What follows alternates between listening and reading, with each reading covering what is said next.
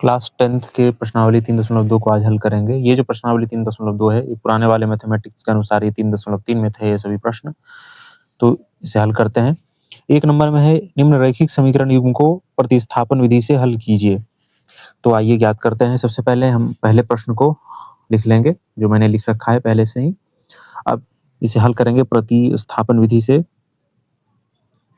प्रतिस्थापन विधि।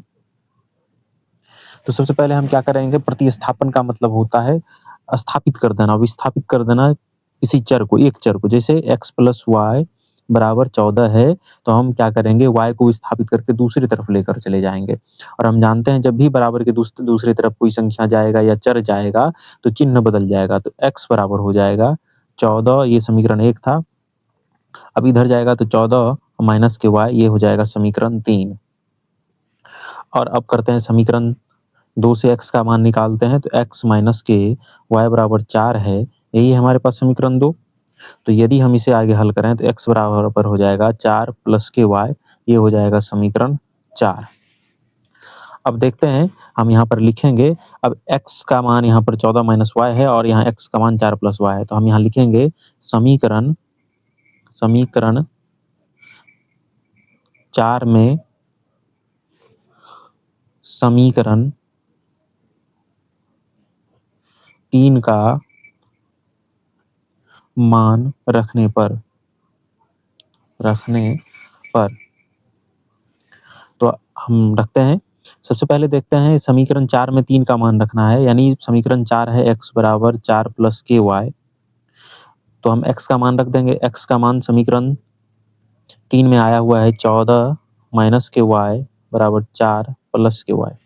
अब ऐसा करेंगे, y को एक तरफ कर लेंगे तो माइनस के y, ये प्लस का y इधर आएगा तो माइनस का y हो जाएगा इधर 4। और जब ये 14 प्लस का इधर जाएगा तो ये हो जाएगा माइनस का 14। अब इसे आगे हल करेंगे तो माइनस y तो ये हो जाएगा माइनस के 2y। और 4 में से 14 घटेगा तो माइनस का 10। अब माइनस से माइनस कट जाएगा, 2 से काटेंगे तो 5 बार में, यानी y का मान आ चुका है 5। अब किसी भी समीकरण में 1 में रख लें, 2 में रख लें या 3 में रख लें, रख के हम x का मान निकाल सकते हैं। यानी समीकरण 1 में y = 5 रखने पर हम पाते हैं कि x + y बराबर का 14 है। x + y का मान 5 है, बराबर 14 है। x बराबर 14, ये प्लस का 5 पश्चांतर करेंगे, यानी कि उधर भेजेंगे तो माइनस का 5 हो जाएगा। x बराबर हो जाएगा 14 में से 5 घटाएंगे तो 9। अतः x बराबर 9 और y बराबर 5, यही हमारा उत्तर हो गया। आइए दूसरे प्रश्न को हल करते हैं। आइए अब दूसरे नंबर के प्रश्न को हल करते हैं। ये है समीकरण सेकंड। हमारे पास 2 समीकरण है। तो सबसे पहले समीकरण 1 से s का मान निकाल लेते हैं। तो समीकरण 1 से यदि s का मान निकाला जाए तो s माइनस, सबसे पहले लिख लेते हैं प्रतिस्थापन विधि। प्रतिस्थापन विधि। तो समीकरण 1 से सबसे पहले हम s का मान निकाल लेते हैं। तो s माइनस टी बराबर 3 है।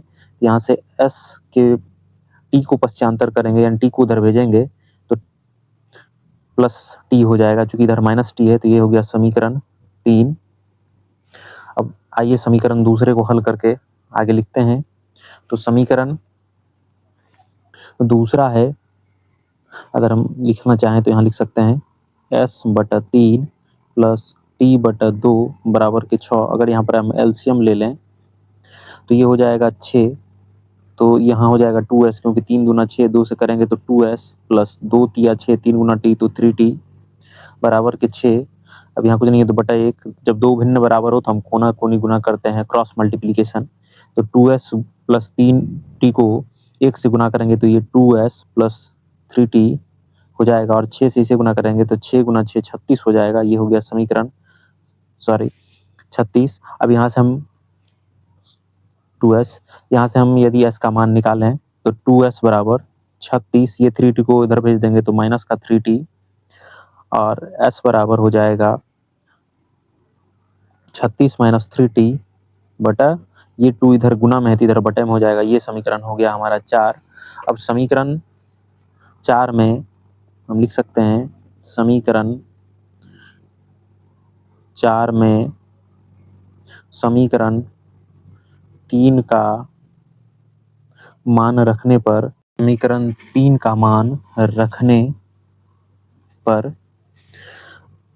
अब 4 में रख रहे हैं तो 4 को ही पहले लिख लेंगे। समीकरण 4 है s बराबर 36 माइनस 3t बटा 2।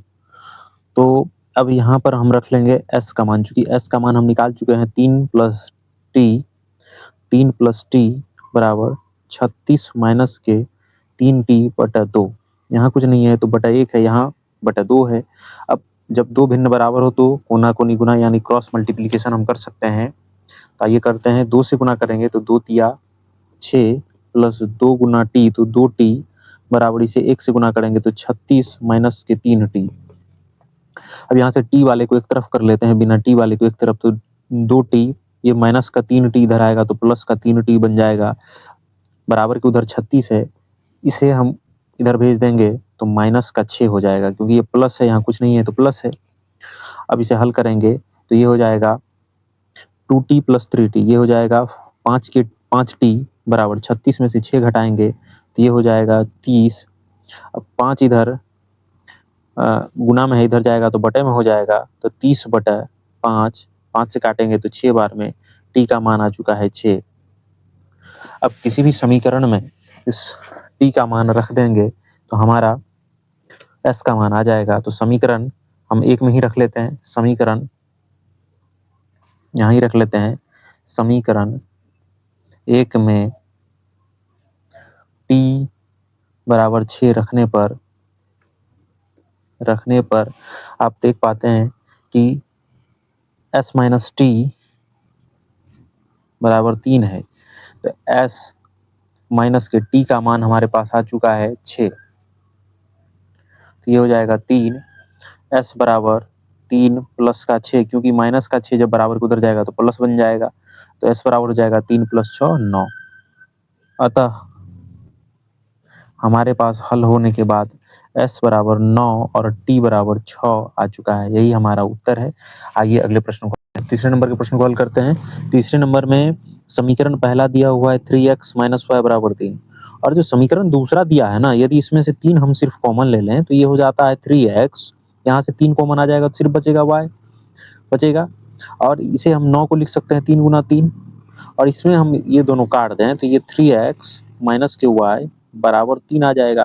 यानी समीकरण 1 और समीकरण 2 दोनों तो बराबर हैं, इसलिए, और जब ये दोनों बराबर हो जाए तो रेखाएं कैसी होती है, समपाती रेखा होती है, इसलिए इसका अपरिमित रूप से अनेक हल होगा। चूंकि समीकरण 1 और 2 दोनों बराबर है,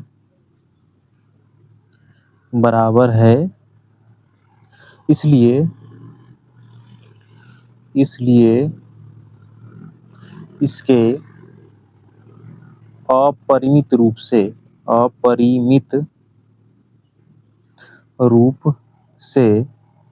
अनेक हल होंगे। इसलिए ऐसा मैंने लिखा क्योंकि यहाँ पर a1 बट्टा a2 बराबर b1 बट्टा b2 बराबर c1 बट्टा c2 आ रहा है, यानी एक ही रेखा पर दूसरे रेखा आ रहा है, इसलिए इसके अपरिमित रूप से अनेक हल होंगे। आइए अब अगले सवाल को हल करते हैं। चौथे नंबर के प्रश्न को हल करते हैं। पहले समीकरण प्रतिस्थापन विधि, अब पहले समीकरण को हल करके हम x का मान निकाल लेते हैं। सर्वप्रथम 0.2 into X plus 0.3 into Y बराबर 1.3 है। सबसे पहले हम दोनों से दशमलव उड़ा लेते हैं, तो यहाँ 10 आ जाएगा, यहाँ दशमलव उड़ाएंगे तो बटा 1 और एक संख्या इसके बाद तो 0, यहाँ भी दशमलव उड़ाएंगे तो 10 आ जाएगा। अब आप देख पाते हैं कि ऊपर बचा हुआ है 2x बटा 10 प्लस 3y बटा 10 बराबर 13 बटा 10। यदि यहाँ पर हम 1 बटा 10 कॉमन ले लें तो हमारे पास बच जाता है 2x प्लस के 3y बराबर 13 बटा 10, और इस 10 से हम 10 को काट दें तो बचेगा 2x प्लस 3y बराबर के 13। अब यहाँ से हम ऐसा करते हैं कि 2x बराबर 13, इस 3y को उधर भेज देते हैं तो ये हो जाएगा माइनस के 3y। अब हम ऐसा कर सकते हैं कि इस 2 को गुना में है तो उधर भेजते हैं, तो x बराबर हो जाएगा 13 माइनस के 3y बटा 2, ये आ गया समीकरण तीसरा, अब हम दूसरे समीकरण को हल करके x का मान निकाल लेते हैं। तो दूसरा समीकरण है हमारे पास 0.4x प्लस 0.5y बराबर 2.3। दशमलव उड़ाएंगे तो बटा 10, यहाँ भी उड़ाएंगे तो 10, यहाँ भी उड़ाएंगे तो 10। इसमें से यदि 1/10 को कॉमन ले लें, इससे पहले हम पार्टीशन कर देते हैं, तो यहाँ हो जाएगा 4x प्लस के 5y बराबर के 23/10, और ये 10 से ये 10 कट जाएगा, तो हमारे पास बचेगा 4x प्लस के 5y बराबर 23। अब यहाँ से हम 4x प्लस 5y को उधर भेज देते हैं, तो 23 माइनस के 5y हो जाएगा। अब आप देख सकते हैं कि यदि हम x ये 4 इधर गुना में उधर भेज दें तो ये बटे में हो जाएगा, यानी कि 23 माइनस के 5y बटा के 4 हो जाएगा। ये हो गया समीकरण 4। अब हम यहाँ लिखेंगे, अब हमारे पास x का मान आ चुका है, तो हम लिखेंगे समीकरण 4 में समीकरण 3 का मान रखने पर तो हम देखते हैं, पहले समीकरण 4 को लिख लेते हैं। x बराबर है 23 माइनस के 5y बटा के 4, और समीकरण 3 में x का मान दिया हुआ है, ये है 13 माइनस के 3y बटा के 2 बराबर 23 माइनस के 5y बटा के 4।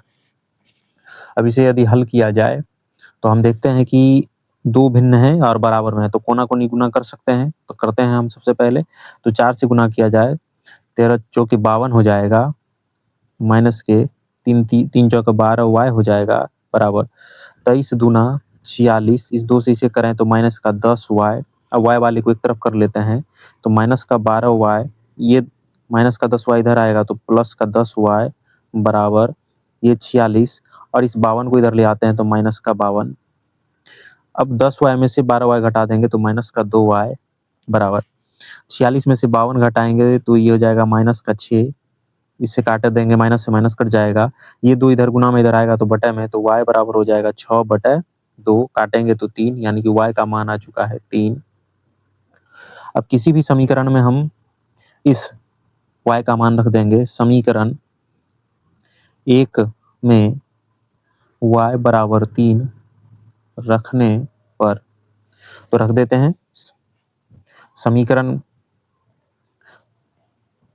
3 में रख लें या 1 में रख लें, किसी में हम रख सकते हैं, तो समीकरण 1 में ही रख के देखते हैं। तो समीकरण 1 है 0.2 इंटू एक्स प्लस 0.3 y बराबर 1.3। सबसे पहले दशमलव उड़ाना होगा फिर से, तो हम दशमलव उड़ाकर जो डायरेक्ट हमारा जो वैल्यू आया था हम वो लिख लेंगे, तो ये था, तो 2x प्लस के 3y बराबर 13। यदि आप दशमलव उड़ा दें तो यही प्राप्त होगा। अब इसमें हम y का मान रख लेते हैं, तो y का मान हमारे पास है ये, तो हम रख लेते हैं y का मान, यानी कि 2x प्लस 3 इंटू y का मान है हमारे पास 3 बराबर 13।